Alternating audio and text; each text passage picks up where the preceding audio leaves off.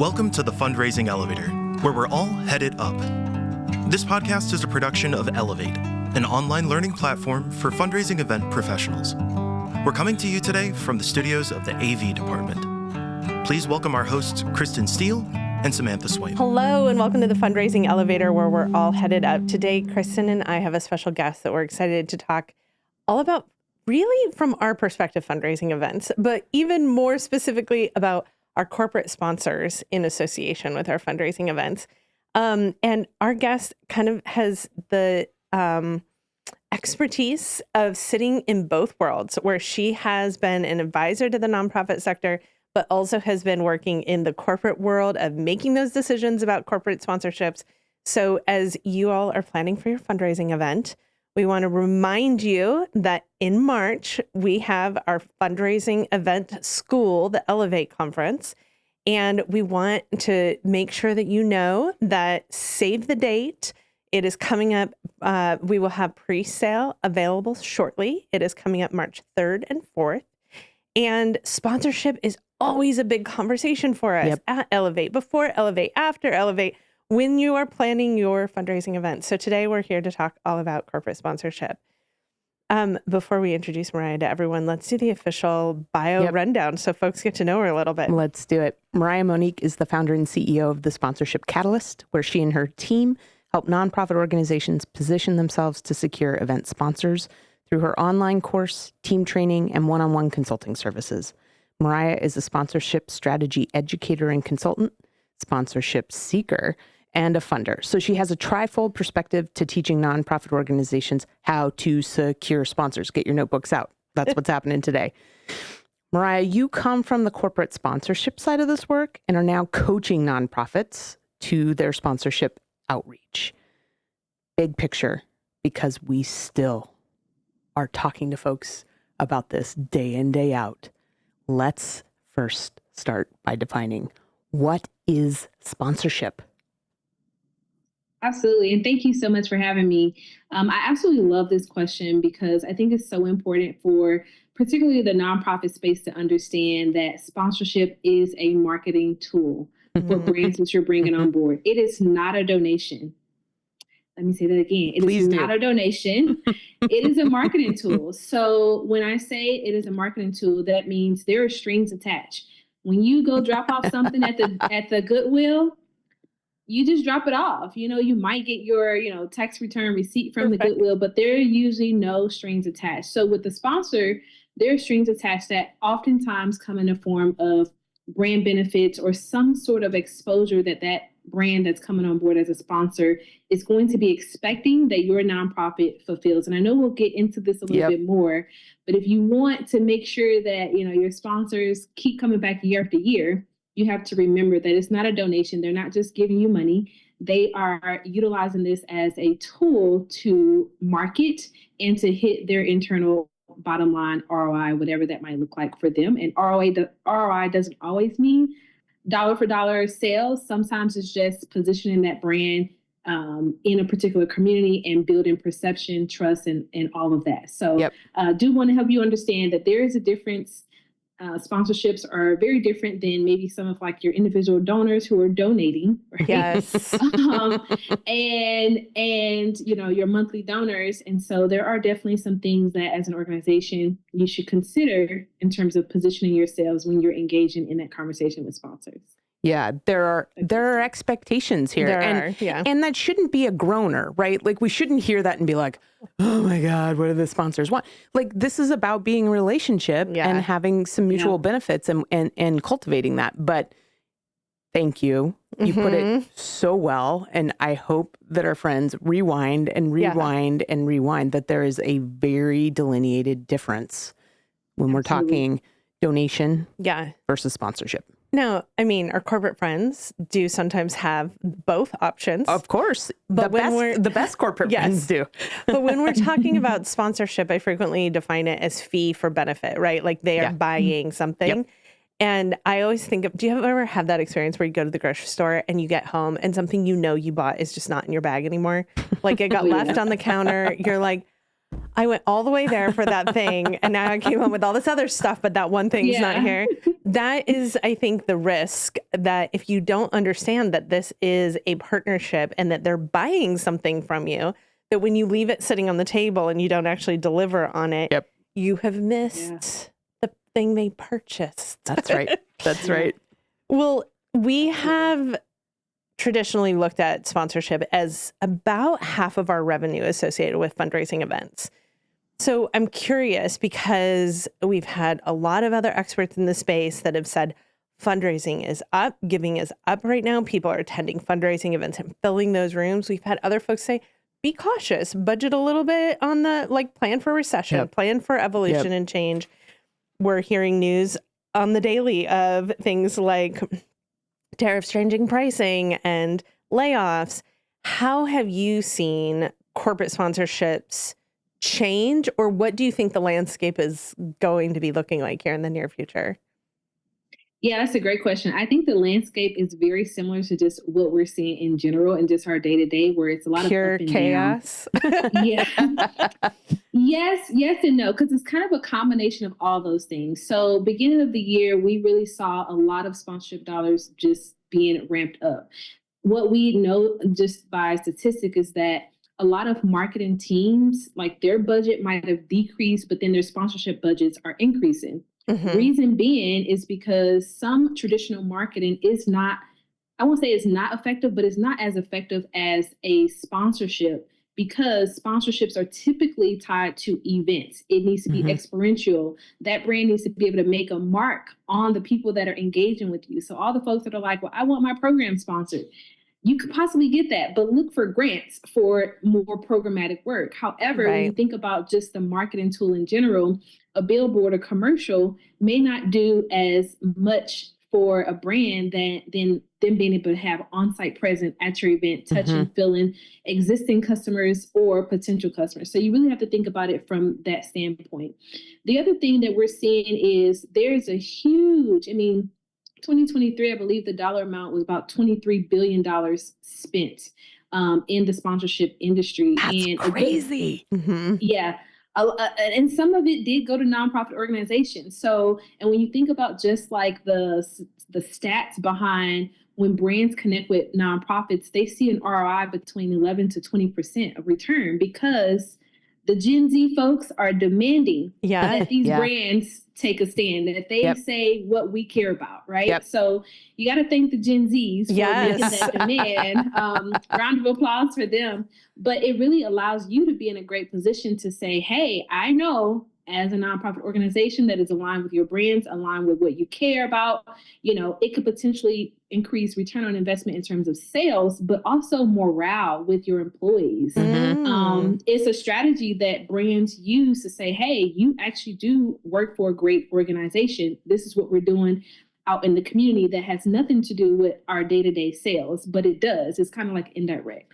So we see a little bit of that. Then there's also with the tariffs news, there are brands that, again, they still have the budget, but they're being a little bit more strategic on how they invest those dollars, which is why for nonprofits to be competitive in this space, you got to really be clear on what you're offering, why you're offering it, what's the potential ROI, or what I like to call ROO, return on the opportunity. Because it's not always, because it's not always going to be like, a return on their investment. You may not see that $1-to-$1 exchange, but maybe their perception of that brand goes up. That means it's not necessarily going to be like you're going to get a sale from it. You could, but some brands know when they support nonprofits, it's perception based, it's brand awareness, which is sometimes not easy to measure for a brand. And so when you think about the ROO, or the return on opportunity, you really also have to think about, with these tariffs being in place, brands are going to be looking for opportunities that they can be a part of, but they're going to want to possibly spend a little less, but try to get as much out of it. Reason why they want to get as much out of it, unfortunately, during the time, and I think it's okay to make the pivot, because anytime you see something going down, the other way around is going up. So if you can bake in a partner now and really nurture them over these next few years, what would it look like 10, 20, potentially 30 years down the line right now? So I look at it as like the stock market. Things are low. Get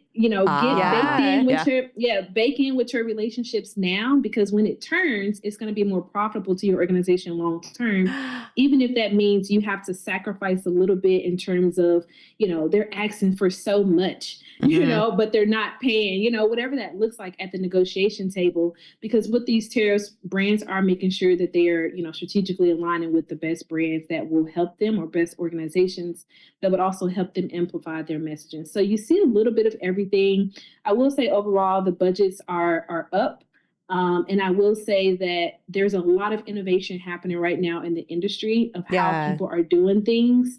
And particularly wanting to really continue to invest in charities, nonprofit organizations, because they know the value that it's bringing to their brand outside of that sales part. So, yeah. Well, I mean, look at the news cycle, right? Like, we're hearing right now in the news, the expeditious growth of Costco, right? Here's an organization that, as a brand, said, we're going to take a stand and align ourselves with organizations that are doing this work. We're going to say yes to a DEI frame. And they're seeing this huge growth. And that is the same sort of idea of brand alignment, right? That you can accomplish. Your example, Mariah, of lock in those relationships now because it will lead to growth. You just like sparked this amazing story memory that I have of a group that we work with back in the 2008 crash. There were sponsors were pulling their support all over the place because of financial redlining that was happening. And in this particular case, they had a large sponsor that was their presenting sponsor for their event, had been for years, was already confirmed, and their contact called them and said, I'm so sorry, there's nothing I can do. We just had our budgets completely slashed. Yeah. And in that, the client called us and I was like, well, let's go talk to them. Let's go have a conversation with them. Yeah. And we went, took them coffee, sat down in their office. They pulled in their marketing director, the person who makes decisions about giving philanthropy, as well as corporate sponsorship marketing dollars. Then they pulled in their HR director. And in that conversation, they said, we cannot be your presenting sponsor this year. We do not have that $50,000 check to write. But what are other things you need? How can we help you? And we found out, guess what? This is a huge organization that's headquartered in this city. They had a graphic designer. So they designed all of their event assets. They have a printer relationship that they leveraged, and they paid for the printing. They're like, yeah, we could pay the $1,500 printing bill. So they were able to pay for the printing. They also then held a competition among their employees and said, every single floor of our office is going to have a different collection on the floor that we're putting together. And we're going to put together the chocolate lovers basket on floor number 2 and the book lovers basket on floor number 3 and the, game night basket on floor number 4. And next thing you knew, their whole auction was procured as an employee activation. Yeah. And that built such strength and commitment and relationship that the following year and 3 years beyond that, they doubled their presenting sponsor dollars when their budget was reallocated. I love it. Lock in your relationships now. That's the best advice, Mariah. That's so good. Well, yeah, love it. I'm wondering too, if you can speak to, I think sometimes when we talk about sponsor, sort of sponsors, our small shop friends go, yeah, we don't have those relationships. Right. They think of sponsors equals these huge corporate entities are the only ones that are doing sponsorship, right? So they're like, we're not even in that game. We can't even be in that ballpark. Can you debunk that myth that sponsorship only comes from these big, huge corporations that we see on the NASDAQ?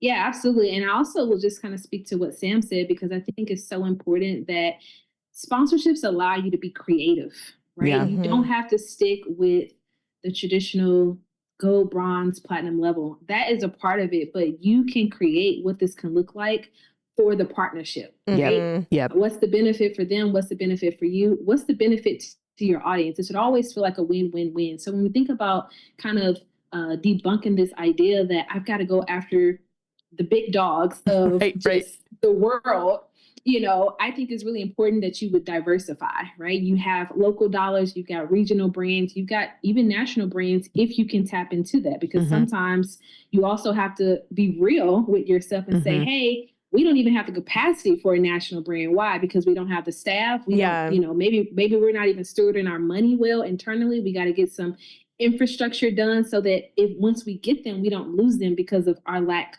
on this side. So I think it's important to understand where you are and what you have the capacity and the capability to execute on, because again, that's going to support in creating that recurrent sponsored revenue. Now, when we think about, brands at the local and regional level, I like to teach this because I don't think people understand how much money is on the table at the local and regional levels. Now, I worked as a sponsor at a local level, and I managed a budget about $1 million to $2 million. It just kind of varied over time as we increased a year. So, and I sponsored over 120 organizations a year, and that's like multiple events sometimes for some of those. And so at the local level, I mean, I've even talked to some of like the national brands, right? And I had bigger budgets than the national brands at the local level. So I think it's important to understand and really look at every potential sponsor, or if you're looking at them as like clients, if you will, or customers, right, into your brand, into your nonprofit, you don't want to try to determine what's in their pocket before you had that conversation and you understand. Because at the local level, people do have budgets. Reason why is because they want to position themselves in that local community. So you don't want to miss out on being able to support them in that effort to support the local community. And so I think it's really important to diversify not just the type of industry that you're reaching out to, right? Whether it's retail or whether it's the automotive industry or health and wellness or finance. That's one level of diversification. But then there's a diversification in terms of the size of the organization. Are they local? Are they regional? Are they national? Right? You want to diversify in that regard. And then you want to, I call this go wide and go deep, right? So when you go wide, this is like the width where you have more than one organization in your sponsorship portfolio. And I would encourage folks to look at who you currently have and then look at the gaps. And focus in on the gap. So let's say you have a healthcare sponsor, but maybe you don't have a finance sponsor, or maybe you have a retail sponsor, and maybe that retail can be so broad, right? Retail can be, they do clothing, or, they do outdoor equipment, whatever that might look like. So having a clear idea of like who you're missing within your sponsorship portfolio would be a great way to figure out like, how do we just build relationships in this particular area while still maintaining relationships with the ones that we do have. And then when it talks about going deep, is that you are developing at least 2 relationships within each organization, because if someone moves, you still have some roots, right? So this is all about building roots so that tree can really provide shade for the organization for you to make more impact, bring in more revenue, and still have partnerships. And so when you really think about diversifying at the local, regional, or national level, you want to look at it all, but also look at the industries you're tapping in and the number of relationships you have within the organization. And I know for some small, mid-sized organizations, you're like, that just seems like so overwhelming. Like it's just one of me, it's just 2 of me. This is where I teach people to leverage their staff, leverage your board, make a list of the brands that you already have and say, hey, board member, I'm giving you 5 folks to cultivate, right? Or, hey, this is our list. Who do you know on here that you can drive to us, right? So we can make the ads, really leveraging your team. And sometimes you might have to do a little bit of that back end work to fix some of those things before you can actually move forward, which is unfortunate, but you want to get it right so that they can help you move forward and help the mission move forward. Well, and I'm thinking too, when you're talking about diversifying, I think that is imperative for people to think about. And I don't think they do when they look at sort of their whole portfolio. It's incredibly wise. I also think it's worth thinking about in that diversification to really look at your local and your regional partners, your potential asset for them could be really significant. Yeah. Right? We're talking about these small and medium shops who are looking at these big corporate sponsors and they're like, oh my gosh, that's such a slingshot move. But when you're looking at some of your more local and more regional brand partners, Right.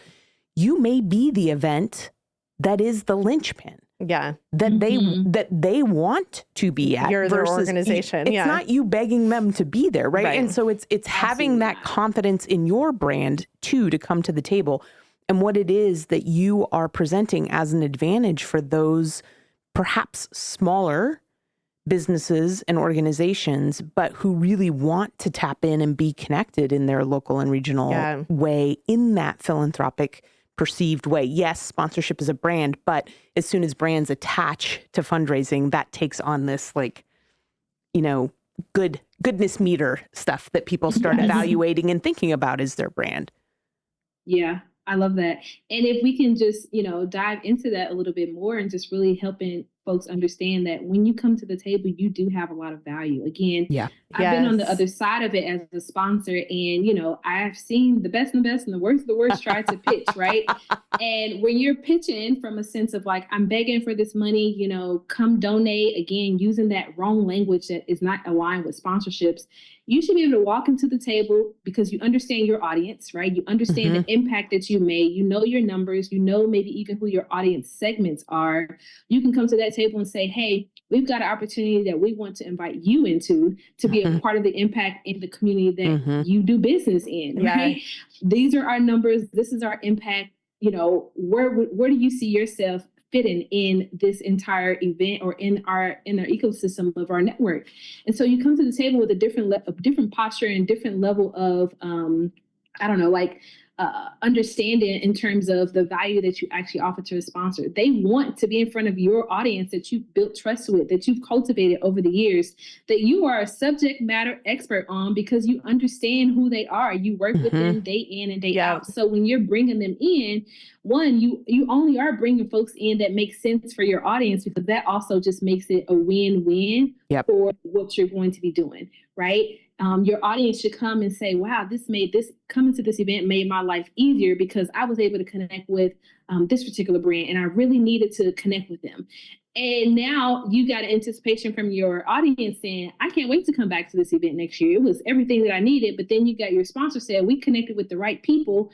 We want to come back. So it's that win-win for everybody. And I always call it like a balancing act. I loved the seesaw as a kid going and I would literally, like, if you think about a seesaw, you think about like, this is you, the nonprofit. These are your funders, including your sponsors. And then these folks are your program participants. Most people just focus on these folks and then they start to drop the ball with their funders. You need to balance them all, right? Because your funders are going to help you continue to do this work for the folks. And you just become the channel of allowing it to be done because you're cultivating both. And so it's so important that you maintain a level of cultivation as well as you really understand the value that you bring to the table when you come to a sponsor and you make an ask that is appropriate and aligned with what you're offering to give them. I think that's so important. I think that we have a good friend who sits on the giving side, right? She sits on in the corporate side of making decisions about their sponsorship dollars.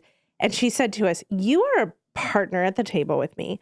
When you come to me to talk to me about your event, we are equals in this conversation. You have something I am looking for, but being an equal in that conversation, I need you to come prepared. Don't waste my time. I need you to deliver. Don't leave the goods on the counter. I want to make sure they're all in the bag when I get home. Yeah. But also in that, she said, I have a budget. I think you said in your case, you were managing a budget of 1.2 million. Is that right? 1 to 2. 1 to 2. Yeah, 1 to 2 million. So you have a budget of $1 to $2 million that you are paid to disseminate, right? Yeah. You're not looking to hold on to that. Right. She's not looking for a bargain or a deal. She is looking to give it to people who will be good stewards of that relationship. So coach me a little bit on the relationship piece, because you just said, go wide and go deep, work on those roots, the partnership aspect of it. Let's say, for example, I'm a development director coming into an organization. I'm new to the organization. The organization has a modest sponsorship portfolio.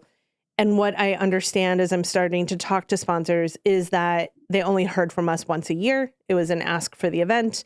And sometimes they did or did not attend, depending upon how full their plate was at the time to fill a table.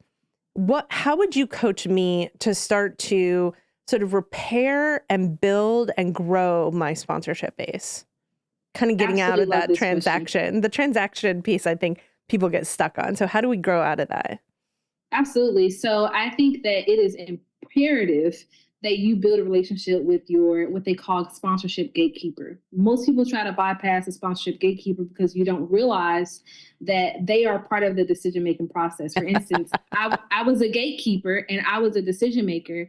It doesn't always happen like that, but some brands, you are talking to the decision maker and gatekeeper. And if you were not getting past me, you were not getting anywhere else. So make your gatekeeper your friend, because they become a champion to champion your cause internally, because they know how to do that.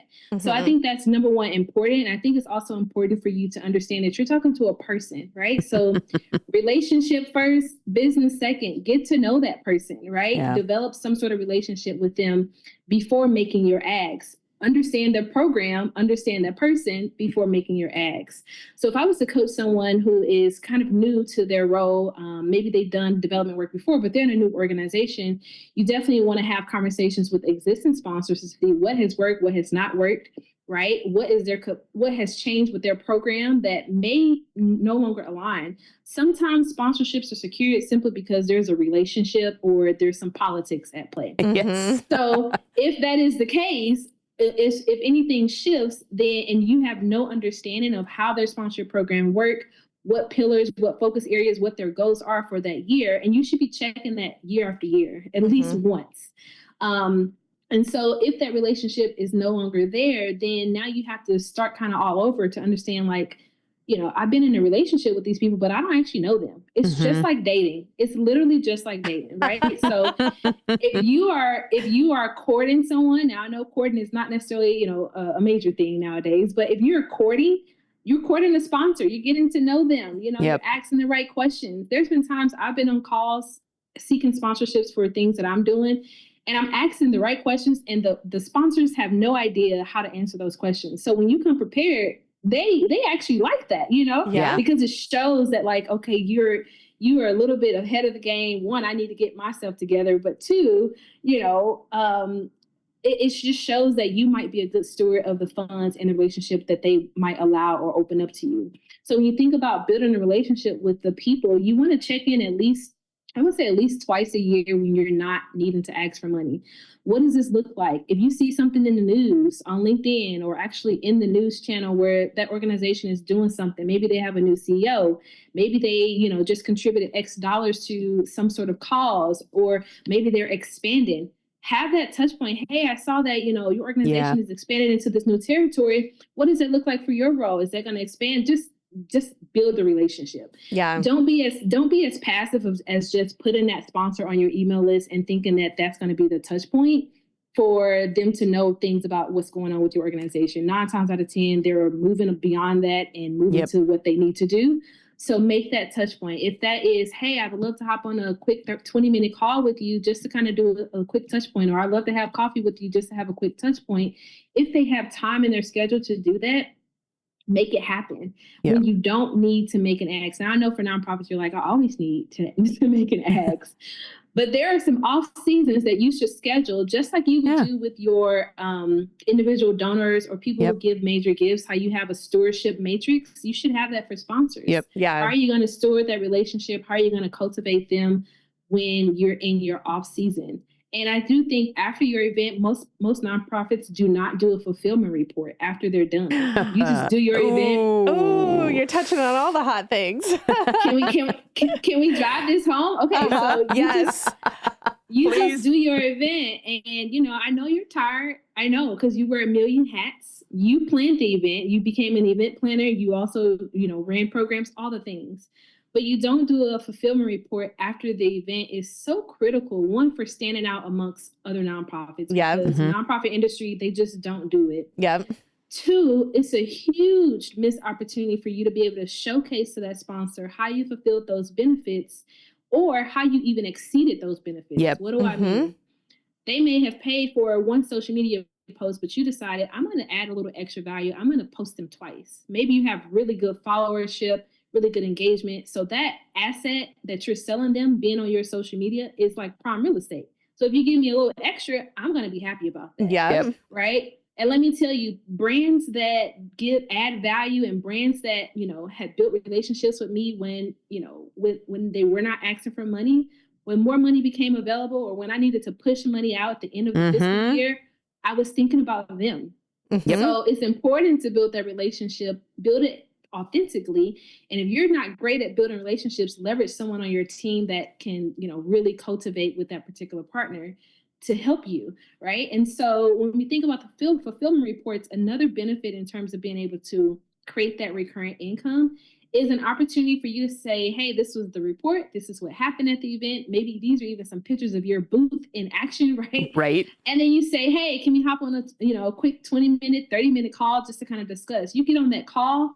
Now you're soliciting feedback from them. Like, how was the event for you? How was this partnership? You should be surveying your sponsors just like you're surveying your audience who attends your event or your program participants. Reason why, there's 2 reasons I want to hit on.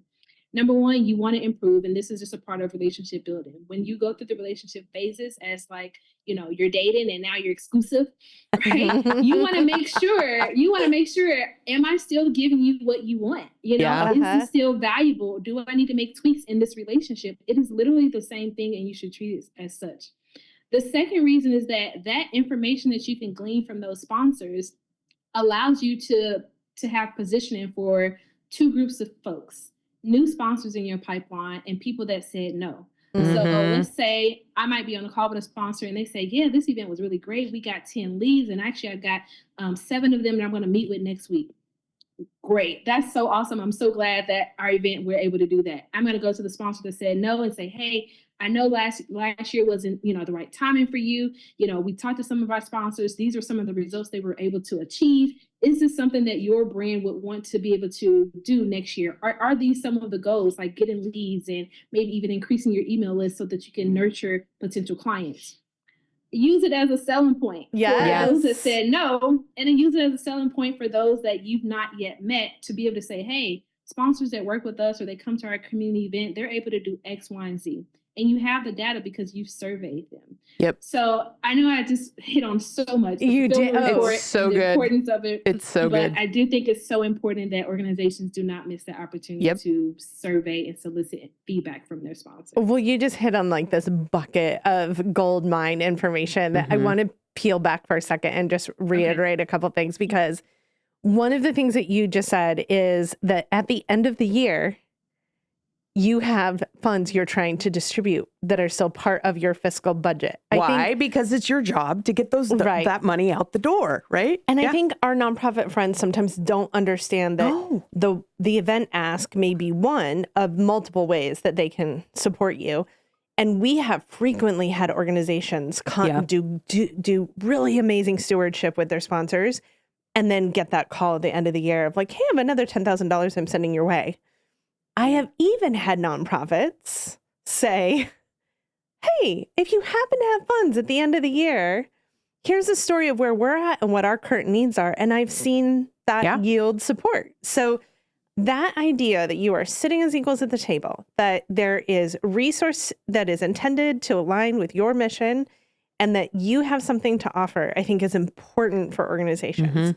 But being good relationship builders and stewards of their time, that fulfillment report, it is like gold. I mean, when you're sitting in that corporate seat and you have to report to all your higher ups about like, this is where we sponsored, this is the benefits that we received, this is the results of that. Isn't that amazing when you don't have to do that work for 2 of the 80 organizations you sponsored?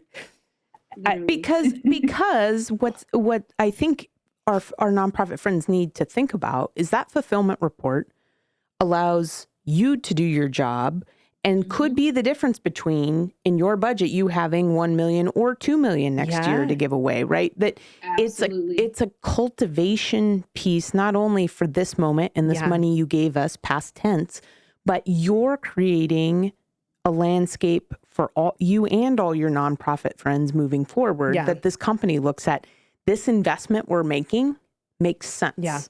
There's benefit Absolutely. to us. And I think once people get on the train of like sponsorship is fee for benefit, Right. then they just put their heads down and all they do is create these sponsorship Complicated. packets that just don't serve them, Yeah. don't serve their work, don't tell a good story. And they're just like building this matrix of benefits that when you look at it, you're like, I don't even know the difference between some of these. I don't know the difference between the levels. So like there's this mire that people traffic in with their sponsorship packet. But if they pull their head up, what is it that sponsors are actually looking for? $1 million question, $1 million Mariah. question. What is it that sponsors are looking for? Yeah, that's a great question. And I think the industry is drastically changing. Right? Yeah. They're looking for purpose-driven opportunities, which as nonprofits, you already have that. Mm-hmm. However, they want purpose-driven opportunities that also has data and metrics behind it. They need to be able to understand, right? In terms of where the industry is investing their dollars, they're also looking for opportunities to tell a story. So I love that you brought up storytelling, Kristin, because I do believe that to be able to integrate my brand story into a nonprofit's brand story, people are looking to do that. Yep. They're looking to leverage social media to do that. They're looking to leverage digital and in-person, on-site methods and mediums to be able to communicate that story. Because why? Sponsorship it drives people emotionally to make decisions, right? Mm-hmm. It really has an emotional connection, and that's what makes it more powerful than some of the traditional marketing like billboards and commercials, because that emotional connection drives results, and the industry understands what that look like. And so when you are connecting with sponsors, just kind of going back to what Sam mentioned, some of the questions I like to ask sponsors when I'm talking to them, one, I do want to know their fiscal year, because not every sponsor has the same fiscal year. Yeah. I want to know what their pillars are, what their marketing objectives are for the year, because that might change. And then I also want to be able to understand, how do they define success with a potential organization, because that also helps you to understand how you actually go into creating something customizable for that brand. Sponsors are also looking for more customized packages and opportunities that are tailored towards their goals, tailored towards their needs. And let me tell you, the ones that I have either worked with or have done personally, when there's a customization, people pay a little bit more money for that than if it's just like a standard package. Not to say standard packages don't, they're obsolete, but they are slowly but surely fading away, where people are wanting to say, I want something customizable. I want to know that you've done some due diligence on my brand. I want to know that you've even got ideas that you're bringing to the table.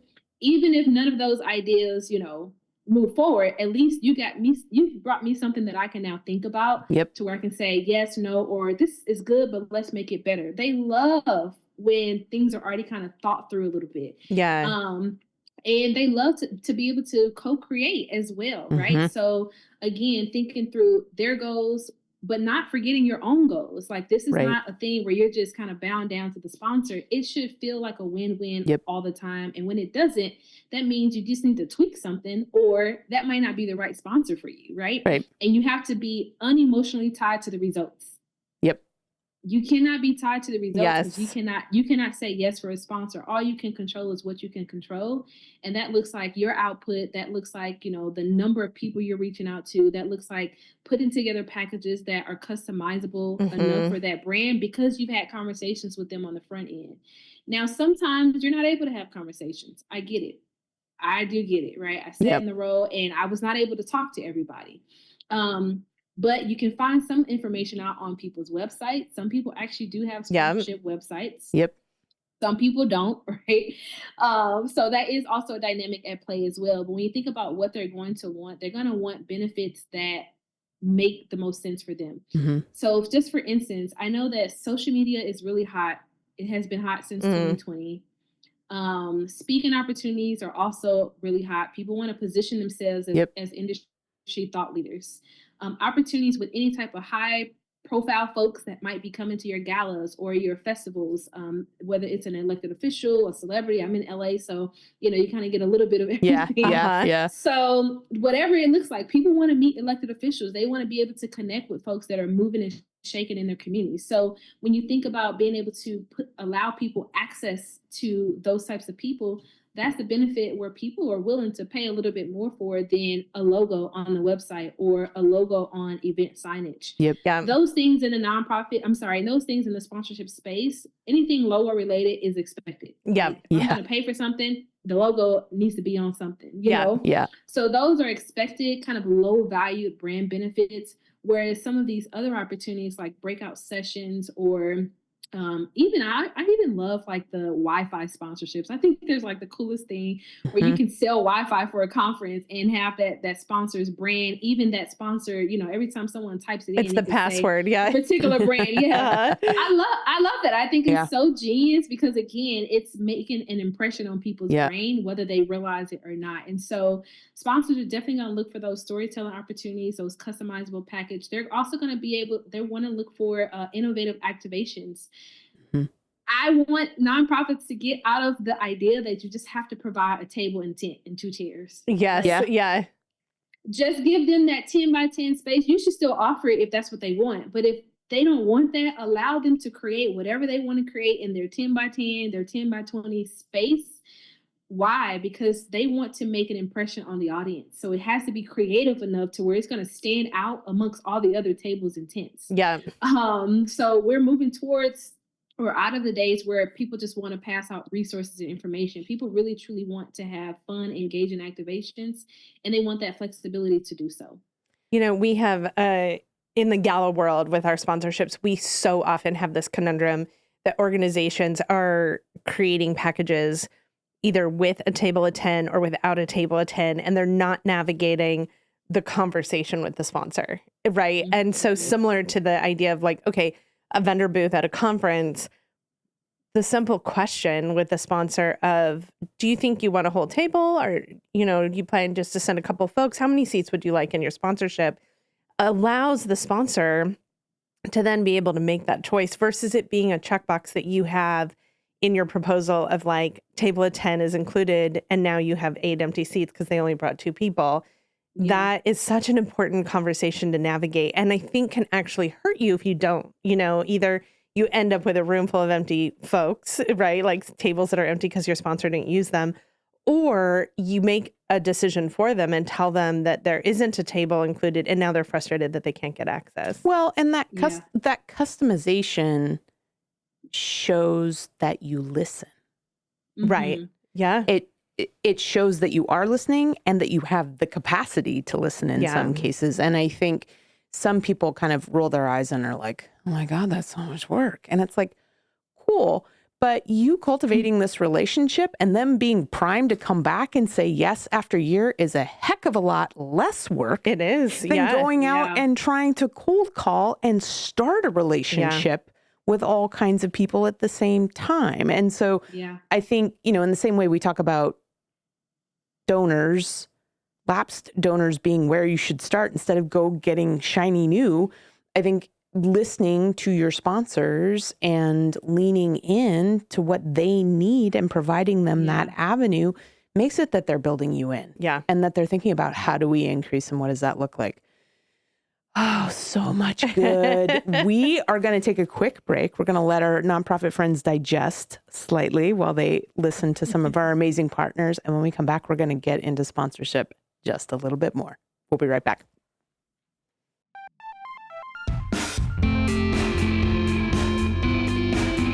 Are you ready to engage supporters and grow your base with your own podcast? Then let us introduce you to our partners at the AV department in Portland, Oregon. In addition to delivering exceptional live event audiovisual production and videography, they also have a top-tier production studio and an expert team ready to take your content ideas to the next level. Contact the AV department to schedule a consultation and start bringing your podcast vision to life.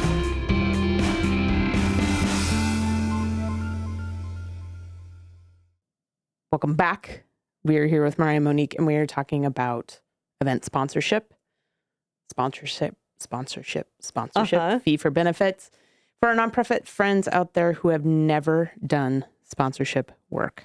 And there are nonprofits that, absolutely. and I think we're looking at a changing time in the sector too, where people who maybe haven't been so reliant on sponsorships are going to have to start to think about what that looks like. For folks who have never done sponsorship work within the organization they're at, where do they start? Great question. I love it. So I always say that I think it's really important for, if I was to coach someone, I guess, on this, I always tell people to create a dream list. Dream list with, remember, national, regional, local folks. Yep. Where you put your intention, that's where your feet will follow, right? So if you don't have a list, then you don't really know who you're looking for. So I always have them create a list of brands that they want to work with. And then do this exercise with your staff as well as your board members and say, hey, from this list of brands, who do you know? And maybe there's some direct, because you're looking for your hot market. Again, we don't want to just go to the cold market. People want to go to the cold because they are emotionally tied and they're like, I don't want to, talk to my friends or, Right. But if you start cold, then chances are you're going to be a lot more discouraged than if you start warm and potentially have some low hanging fruit, right? Where you can secure quicker because you started in that warm market. So have your staff, yourself, your board say, who do I know in these brands? Are they potentially the person that I need to talk to? If they're not, how do I make a connection with them to say, hey, who in your organization would be the right fit to talk to them about this potential opportunity? So starting in that, from that perspective first. And you also might go a little bit further and actually list out the different industries first. This is typically how I do it. List out the industries, list out the brands within those industries, list out who you know in those industries, and then who you actually have a direct contact with. So whether you have a number, you have an email, or maybe I love doing this on LinkedIn where you can see who's connected to who or who's already connected to you that maybe you don't even realize, but you actually do have a touch point. And starting with those folks first. And again, divvying up that list with, others that are part of your team to be able to make it manageable alongside everything else that you have to do. That's one thing. The other thing is when you look at that list, also don't forget that you can actually walk into places. You may not have a contact, but you can go into stores. And I've done this with like Raising Cane's. They've been a partner of mine. And you literally can walk into the store and ask for someone, typically a manager that does sponsorships or community investments. And they can tell you about how they do it in their local store. Now, something like Raising Cane's and most national organizations, they have the local ability to give out sponsorship dollars or to give in-kind things, or they have the national opportunity. Now, what I will say, because this is going to be a kicker and this is an issue in the nonprofit space, is that if you want to go to the national level, is that any level really, but the national level, they require time. So if you're planning an event and you're trying to plan it 3 months out, that's not enough time to make bigger ads, right? It's not. So for instance, Raising Cane's, I knew that I could get about $500 in the store. That was it.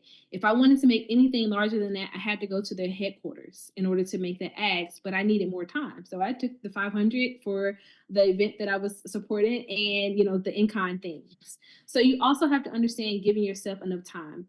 6 to 9 months is a great window, sweet spot for any type of event that you're hosting to start procuring sponsors. Now, if you don't have relationships already, 12 months is great.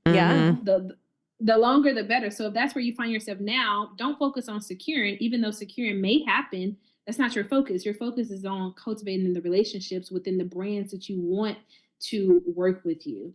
I also would say when you look at those brands, you also want to do some due diligence. Look at their website. Search if they have a sponsorship page. You literally can do Whole Foods sponsorships in Google, Aldi's sponsorships, Dick's Sporting Goods sponsorships, and you'll start to see their pages pop up. So do some of that due diligence to see if you're even in alignment with what they do. I think that's so important. Go ahead. Sometimes I think that one of the things that we miss is that the content that is on those websites often is managed by the same person who is giving the funds, right? Yeah. They've identified with their senior executive team that these are giving priorities, and now to execute that, they've developed the content for the website. And then you show up and say, I'm over here in this lane and you're over here in this lane. And it's almost offensive. It's arrogant. It's arrogant to know that and to just blow through it. Right. Yeah.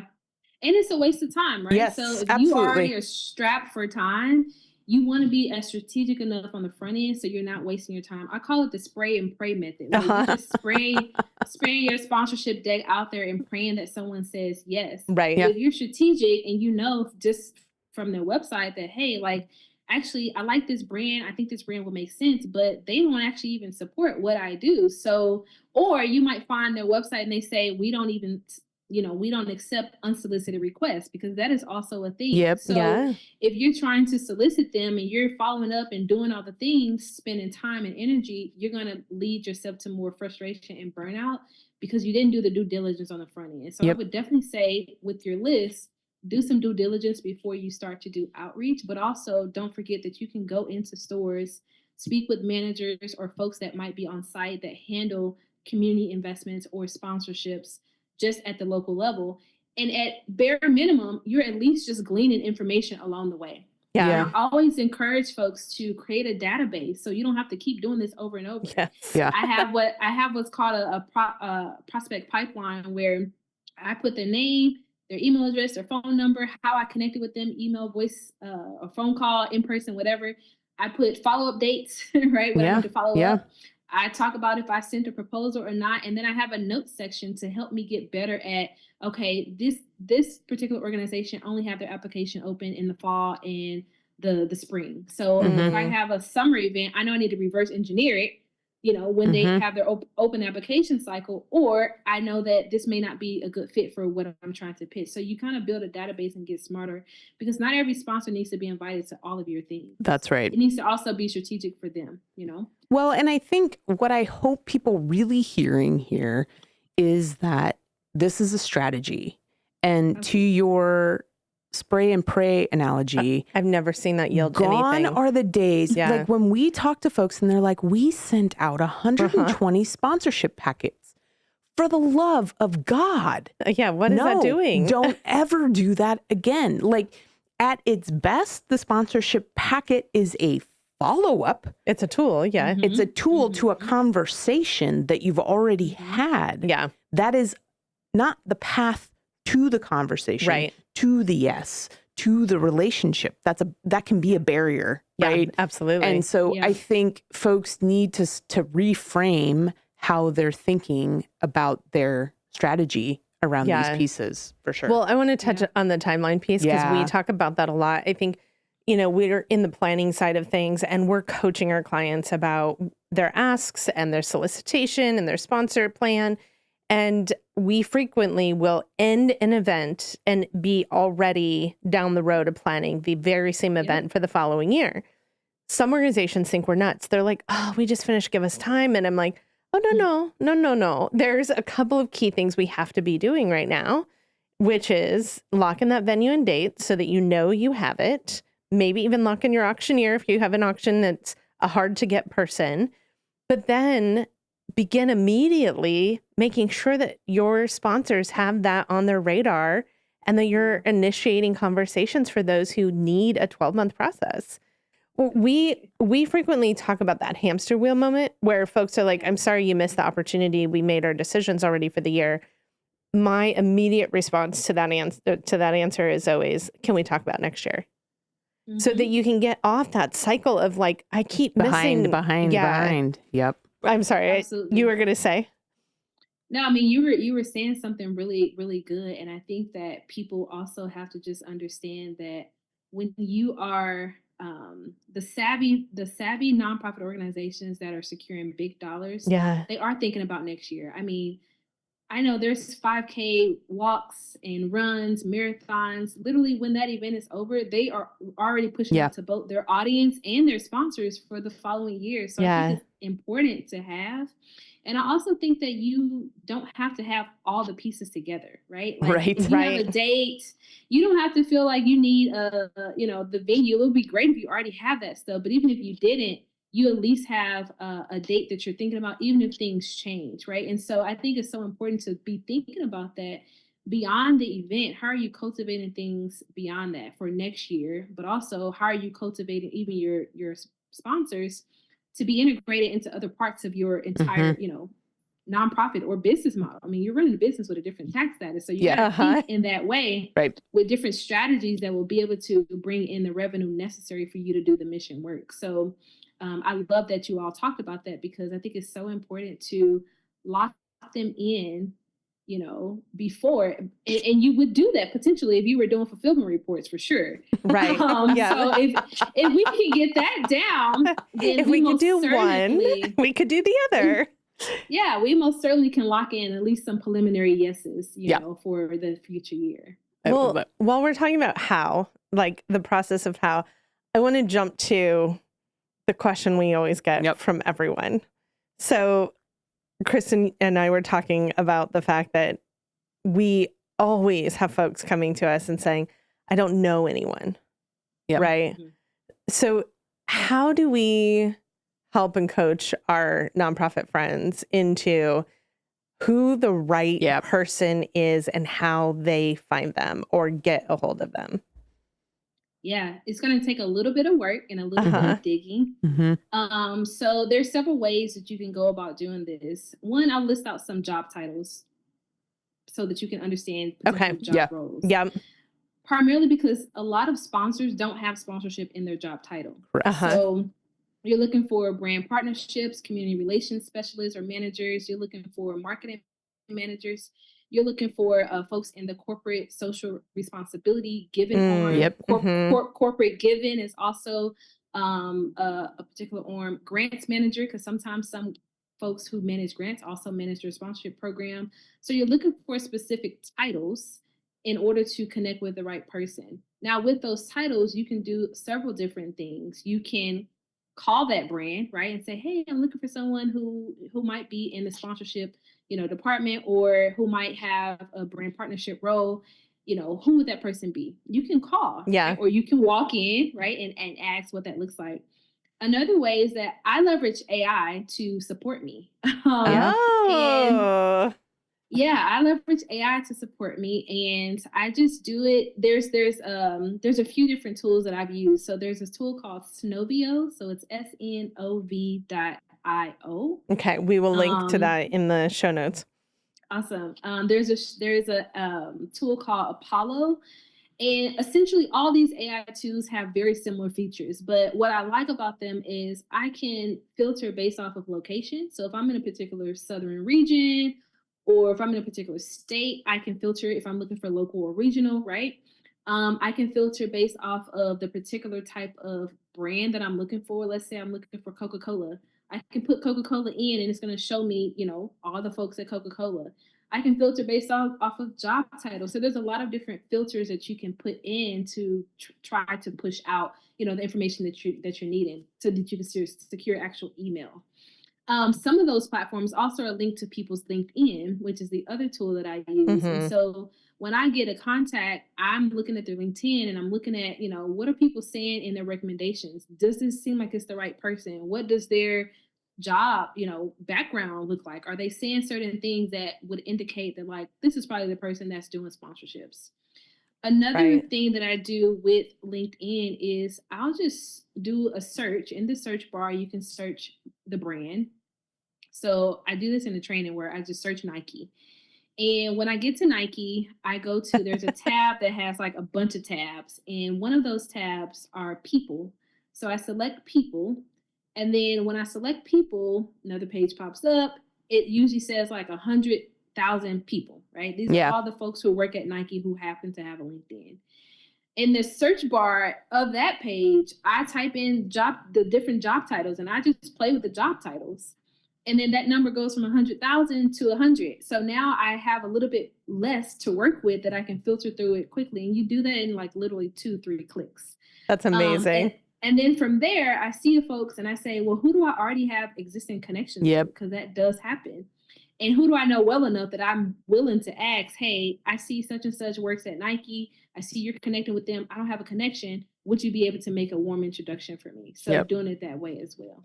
Well, Nike's a hot topic in our community because Yes. Nike's headquartered here. We're Yeah. we're in Portland and Nike's headquartered here. And I'll give you a little insider tip on our friends at Nike.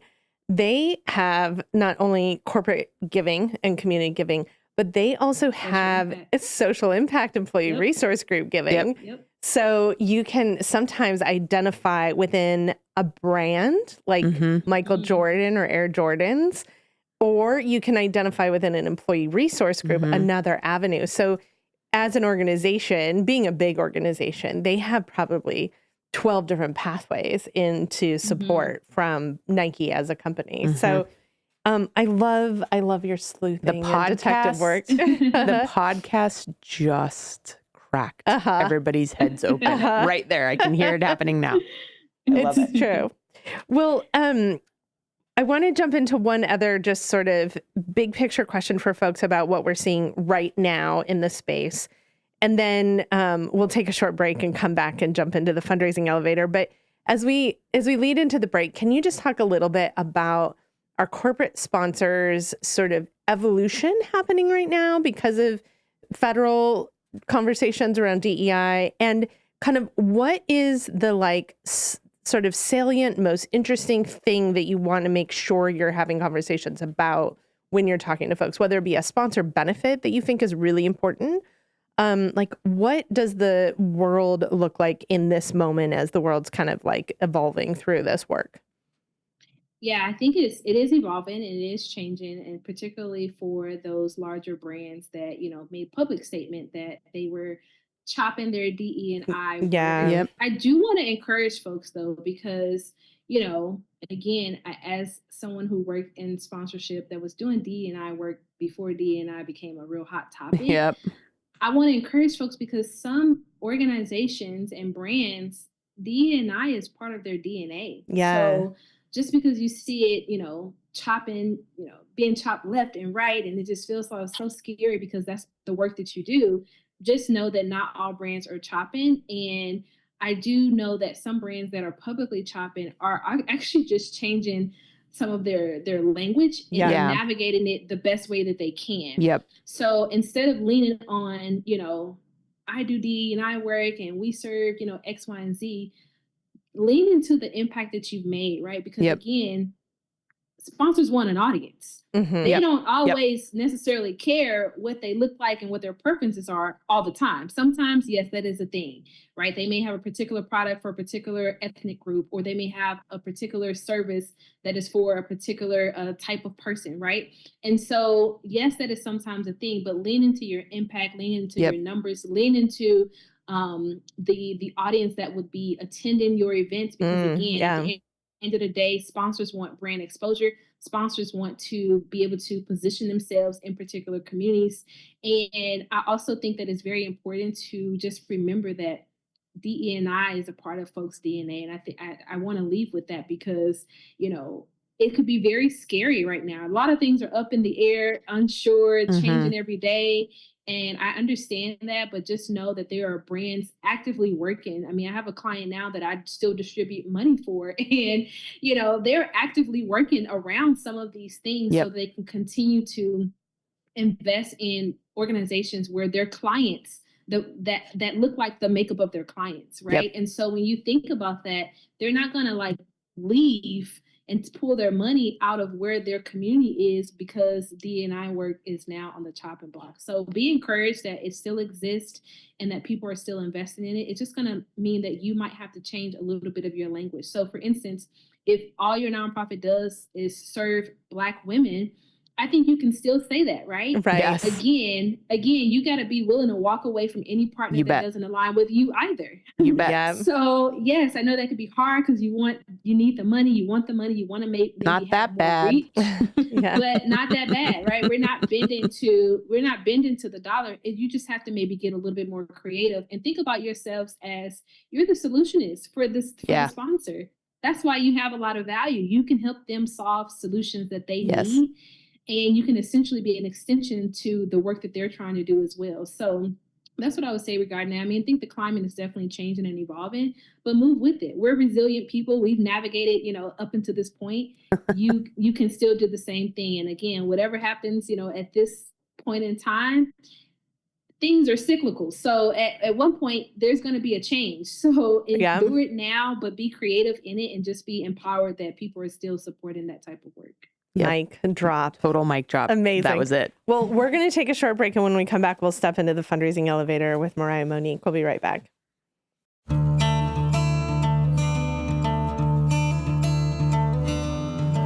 Ready to take your fundraising to the next level? Need to get unstuck in your event planning? Now's your chance to connect directly with the experts behind the fundraising elevator. Book a one-on-one consulting session with Sam for strategic planning and fundraising strategy, with Kristin for your program and storytelling, or Mary for your registration and data tools. They're here to provide you personalized answers to all your event questions. Don't wait. Raise more at your next fundraising event. Book your session today at elevatenonprofit.com. You can also find the link in the show notes.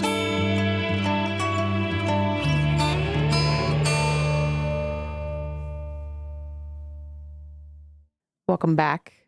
We are here with Mariah Monique, dropping all the truth bombs Yes, on true. sponsorship. So much goodness here. Rewind, repeat as necessary. I know I will.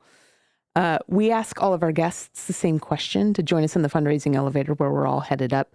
What is that one tip or piece of wisdom you would offer our nonprofit friends so that they can continue heading up?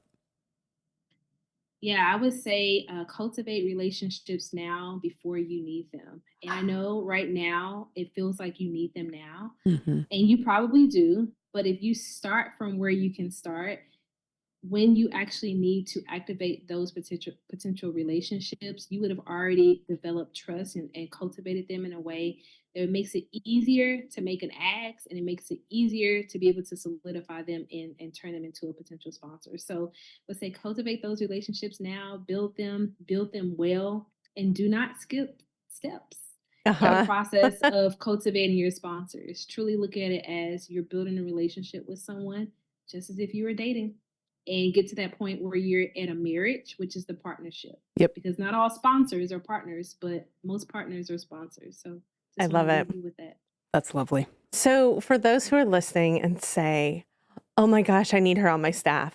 Oh, I need to hire her. I need her to coach me. How do people find you? How do they get a hold of you?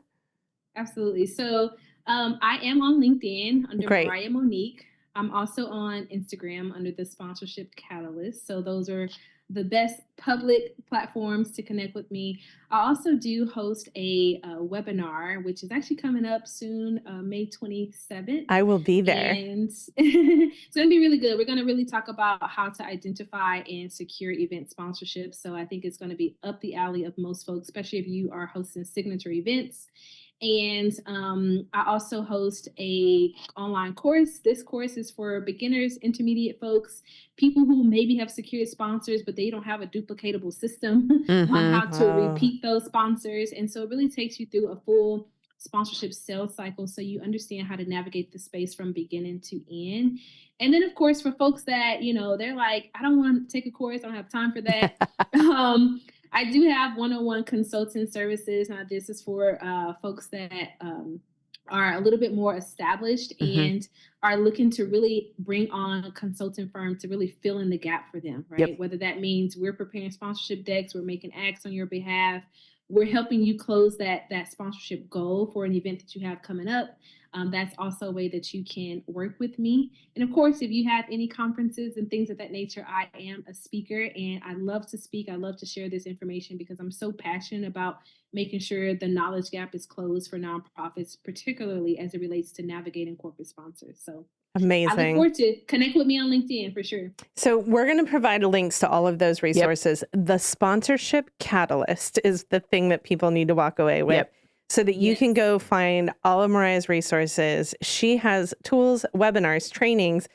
Be sure to follow because I know I've been doing event sponsorship work for 25 years and you've just shed so much light and wisdom and hope. And I appreciate you joining us today.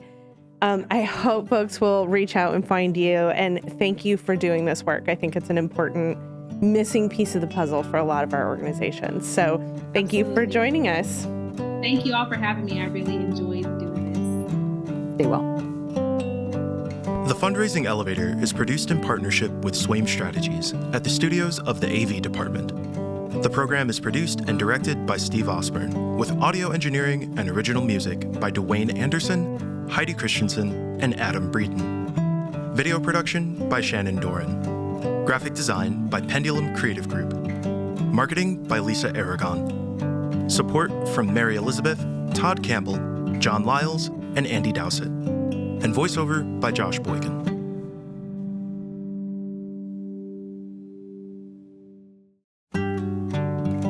Friends, before we leave you, we want to ask for your help to make the podcast grow.